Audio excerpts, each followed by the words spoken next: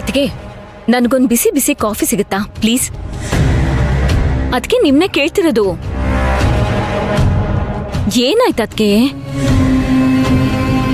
ಅಚ್ಚು, ಆ ಸಂಜೀವ್ ಗೌಡಂಗೆ ನಿಮ್ಮ ಅಣ್ಣ ಫೋನ್ ಮಾಡಿದ್ದು ಯಾಕೋ ಸರಿ ಅನ್ನಿಸ್ಲಿಲ್ಲ. ಈಗಾಗ್ಲೇ ಅವ್ನು ಮಾಡಿರೋ ಕೆಲಸ ಎಂಥದ್ದು ಅಂತ ನಿನಗೆ ಗೊತ್ತಲ್ವಮ್ಮ? ಆದ್ರೂ ಇವ್ರು ಯಾಕೆ ಅವನನ್ನ ಮತ್ತೆ ಮದ್ವೆ ಕರಿಬೇಕು? ಕರಿಲೇಬೇಕಲ್ವಾ ಅದಕ್ಕೆ? ಸಂಬಂಧಿಕರು ನೆಂಟ್ರು ಅಂದ್ರೆ ಮದ್ವೆ ಕರೆದಿದ್ರೆ ಚೆನ್ನಾಗಿರುತ್ತೆ ಹೇಳಿ.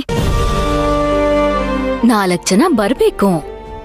ನಾವೇನಾದ್ರೂ ಕರೀದೇ ಇದ್ರೆ 4 ಜನ ಬೇರೆ ಬೇರೆ ತರನೇ ಮಾತಾಡ್ತಾರದ್ಕೆ.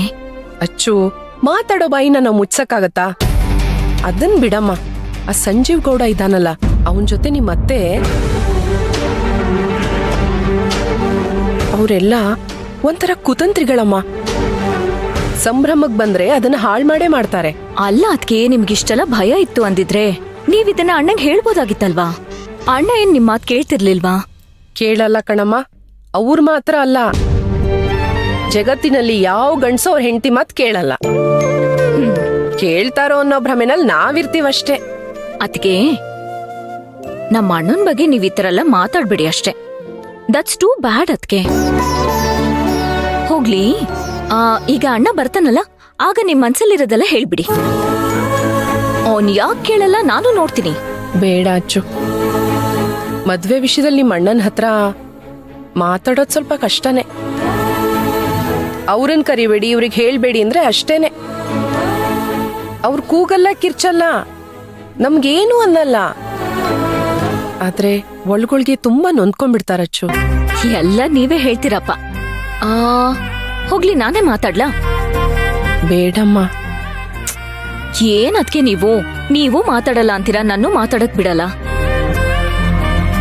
ಹಾ ಸರಿ, ಹಾಗಾದ್ರೆ ನಾನೀಗ ಶಂಕ್ರು ಹೇಳಿ ಅವರು ಮದ್ವೆಗ್ ಬರ್ತಾರಲ್ಲ, ಅವ್ರ ಮೇಲೊಂದು ಕಣ್ಣಿಡಕ್ ಹೇಳ್ತೀನಿ. ನೀವೇನು ಯೋಚನೆ ಮಾಡ್ಬಿಡಿ ಅದ್ಕೆ, ನಾನ್ ನೋಡ್ಕೋತೀನಿ. ಓಕೆ?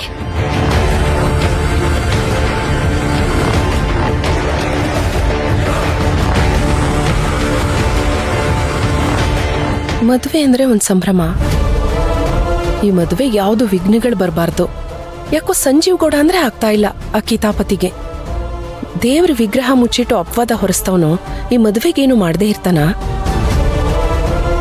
ಹಾಗೆ ದೇವ್ರನ್ನ ಬೇಡ್ಕೊಳ್ತೀನಿ. ದೇವ್ರೇ, ಏನು ವಿಘ್ನ ಆಗದೆ ಇರೋಗ್ ನೋಡ್ಕೊಳಪ್ಪ.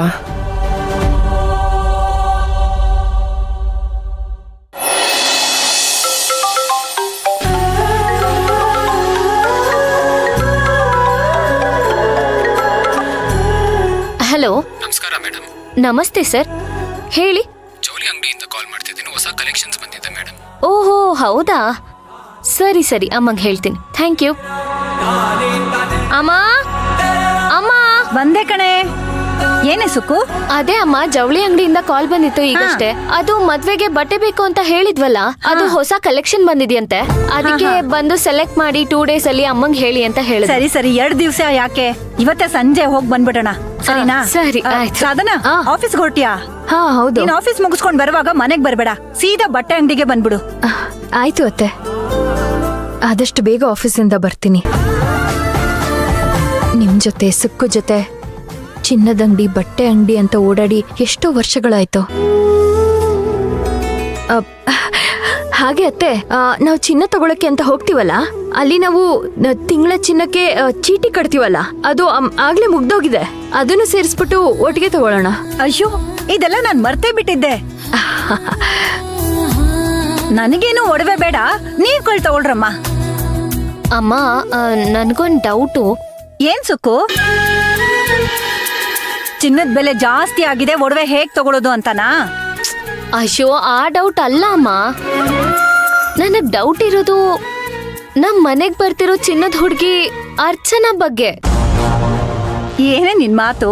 ಎಷ್ಟೇ ಆದ್ರೂ ಅವ್ರ ಅಣ್ಣನ ಮನೆಯಲ್ಲಿ ಸುಖವಾಗಿ ಶ್ರೀಮಂತಿಕೆಯಿಂದ ಬೆಳ್ದಿದಾರಲ್ವಾ. ನಾವ್ ನೋಡ್ದಂಗೆ ಅವ್ರ ಅದ್ಕೆನೆ ಎಲ್ಲ ಕೆಲ್ಸ ಮಾಡ್ತಾರೆ. ಅರ್ಚನಾ ಅವ್ರ ಕೆಲ್ಸ ಮಾಡಿದ್ದು ನಾನ್ ನೋಡೇ ಇಲ್ಲ. ಅವ್ರ ಅಣ್ಣ ಅಂತೂ ಅಂಗೈಲಿಟ್ಕೊಂಡು ಸಾಕ್ತಿದ್ದಾರೆ.